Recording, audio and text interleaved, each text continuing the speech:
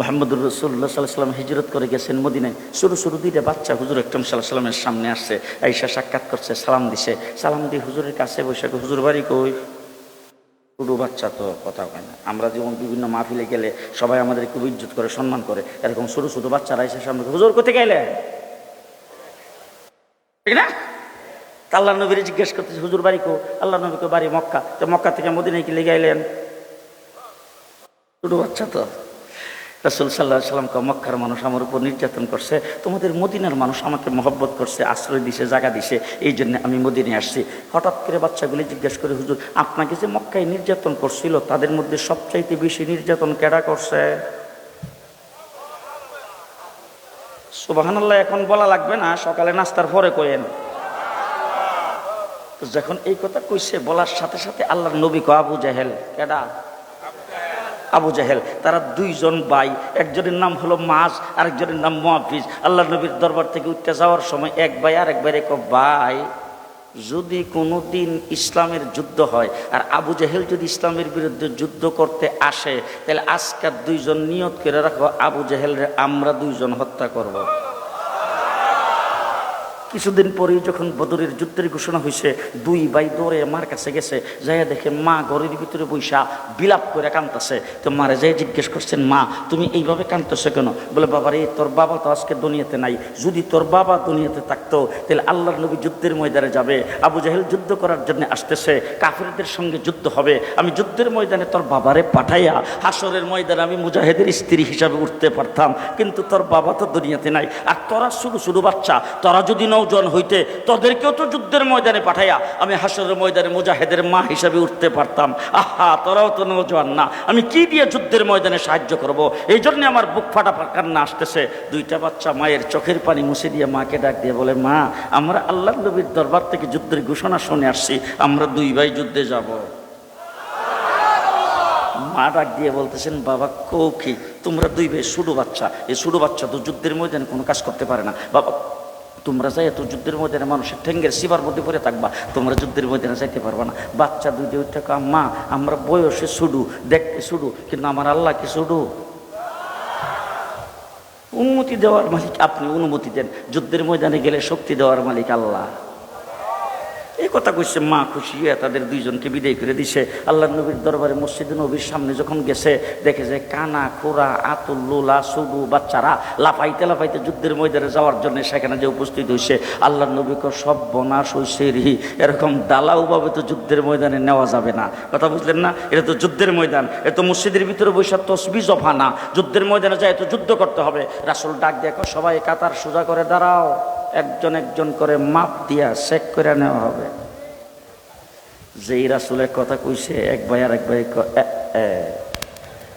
দরাটা খেয়ে গেলাম রে, কারণ ভাবছিলাম যে সকলের মাঝখান দিয়া আমরা কোনো রকম সবাই সাথে সিফা সাফা দিয়ে চলে যাবো, এখন যদি চেক করে তাইলে আমরা ছোটো বাচ্চা আমরা দেখি নিব। তখন দুইজন যখন কাতার ধরে যখন সবাই দাঁড়াইতেছে, ছোটো ভাই বড় ভাইরে ডাক দেখো, ভাই তুমি আগে কারো, আমি একটু দূরে কারোই। দুইজন কাতারের দুই পাশে দাঁড়াইছে। আল্লাহ নবী চেক করতে করতে একটু সামনের দিকে যায়, দেখে 10 বছরের একটা বাচ্চা।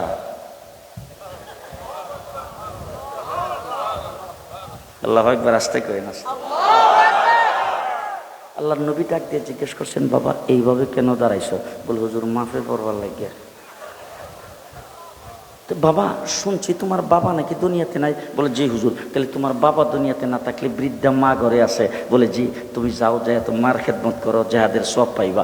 বাচ্চাটা চোখের পানি সেরে দেখো, হুজুর মা এই হালাত কাঁদতে ছিল, মার কাছ থেকে আমরা বিদায় নিয়ে আসছি, মা আমাকে বিদায় দিছেন। আল্লাহ নবী ডাক দেখো, তোমার মা তোমাকে যুদ্ধে যাওয়ার জন্য বিদায় দিছে?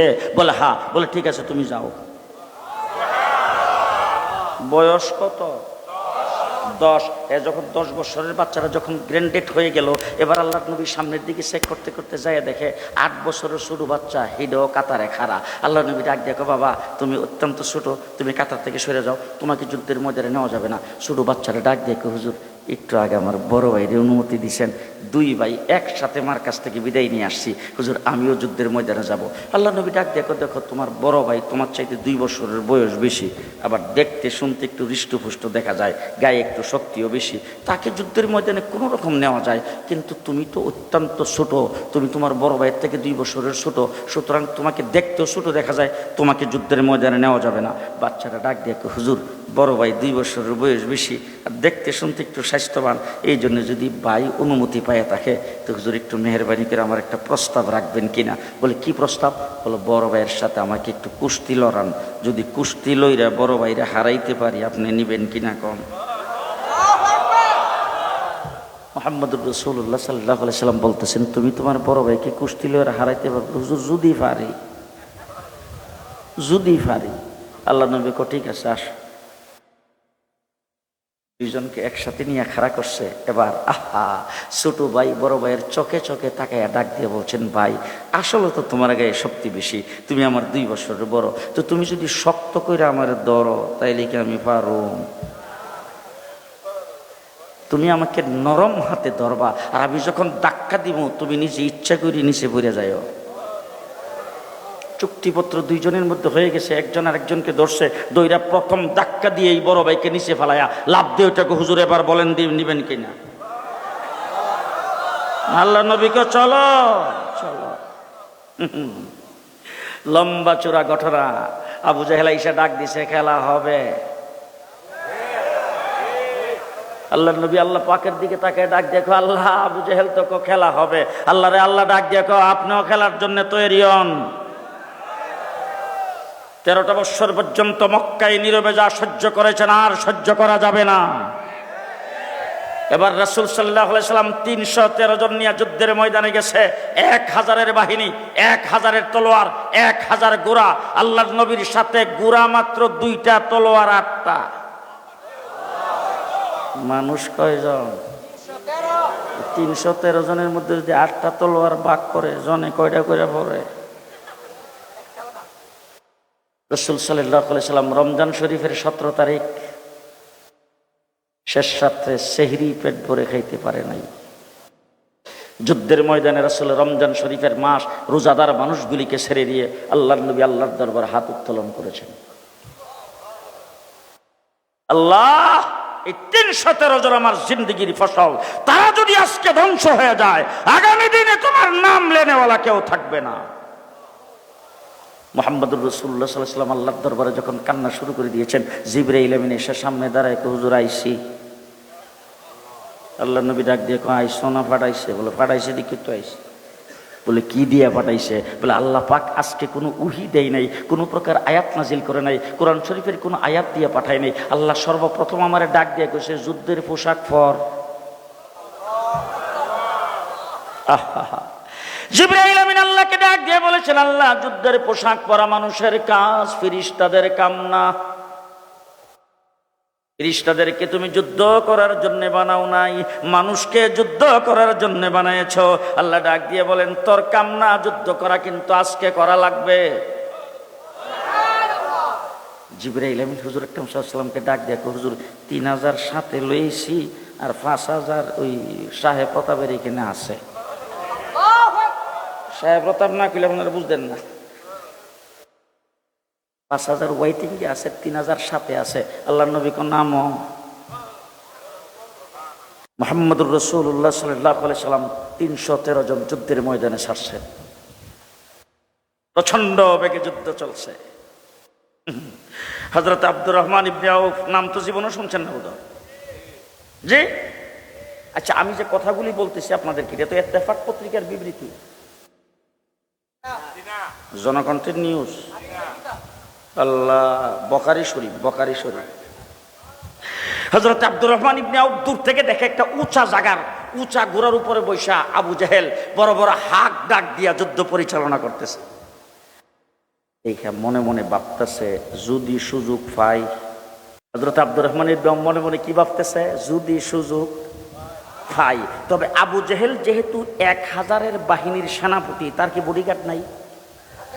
হ্যাঁ, তা আমি একা যদি তার উপর আক্রমণ করি, বডিগার্ড আমার ছেড়ে দিব?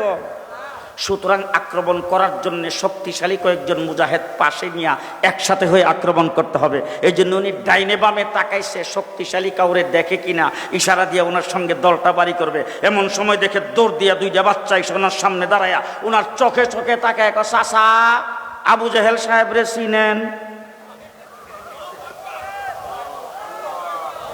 হযরতে আব্দুর রহমান ইবনে আউফ ডাক দিয়ে কব, বাবা আবু জেহেল দিয়ে তোমরা কি করবে? বলে চাচা যদি চিনেন তাইলে আমাদেরকে একটু দেখাই দিয়েন, আমরা বাড়ির থেকে দুইটা নিয়ত করে আইছি। কয়টা নিয়ত? দুইটা। এক নম্বর নিয়ত হইল আজকা আমরা দুই ভাই আবু জেহেলকে জাহান্নামে পৌঁছাবো, এক নম্বর। আর যদি এইটা আল্লাহ পাক আমাদের দ্বারা কবুল না করে, দুই নম্বর নিয়ত করে আসছি আমরা দুই ভাই আজকে জান্নাতে প্রবেশ করব। বাস, হয়তো আবু জেহেল জাহান্নামে যাবে, নাইলে আমরা দুইজন জান্নাতে। দুইটা নিয়ত করে আসছি। হযরত আব্দুর রহমান ইবনে আউফ, বুখারী শরীফে আসছে, আব্দুর রহমান ইবনে আউফ আঙ্গুলের ইশারায় দেখাইছে, ও যে দেখা যায় এইটাই আবু জেহেল। দেখাইতে দেরি হয়েছে, বাস পাখির মতো দুইটা বাচ্চা আবু জেহেলের উপরে ঝাঁপাইয়ে পড়তে দেরি হয়নি। এবার দুই ভাই যে আক্রমণ করছে, মারব গার, কোথানো গার ছিলেন তো, গারে মারবে। এখন ওই শুরু তো বাচ্চা আবু জেহেল উষা গোড়ার উপরে বসা, আবু জেহেল মানুষটাও কিছু উষা ছিল, তো এখন ওই তলোয়ার দিয়া লাগাল পায় না। এক ভাই আরেক বাইরে ডাক দেখো, ভাই এইভাবে ফালান যাইতো না, ঘোড়ার ফাউডে কেটে দে। বুঝে না, এইভাবে ফালান যাইব না, ঘোড়ার ফাউডি কেটে দে। দিছে গোড়ার ফাও কেটটা, আবু জাহেল গোড়া সহ নিচে পড়ে গেছে। উপর চুপুরি কোবানি, উপর চুপুরি আক্রমণ দুই ভাই শুরু করেছেন। হযরত আব্দুল্লাহ ইবনে মাসউদ দূর থেকে দেখা দৌড়ে এসে বুকের উপর সোয়ার হয়ে কেল্লাটা কেটে নিয়েছেন। কাকে বলে আশিকে রাসূল? কাকে বলে আশিকে রাসূল? দুই ভাইয়ের এক ভাই আবু জাহেলের ছেলে আকরামা, আবু জাহেলের বডিগার্ড, তখন ইসলাম কবুল করে নাই, পরবর্তীতে সে ইসলাম কবুল করেছে। আকরামা এসে পেছন দিক থেকে আক্রমণ করেছেন। এক ভাইয়ের হাতটা পুরাটা কেটে গেছে, সামান্য একটু চামড়া লেগে আছে। আবু জাহেলকে হত্যা করার পরে যখন সামনের দিকে যুদ্ধ করার জন্য দৌড় দিয়েছে, তখন দেখে হাতটা নিচের দিকে লড়লড় করে। এটার জন্য দৌড় দিয়ে যুদ্ধের ময়দানে অসুবিধা হয়, এর জন্য নিজের হাতটাকে নিজের পায়ের নিচে রেখে টান দিয়ে ছিঁড়ে ফেলে যুদ্ধের ময়দানে রওনা হয়।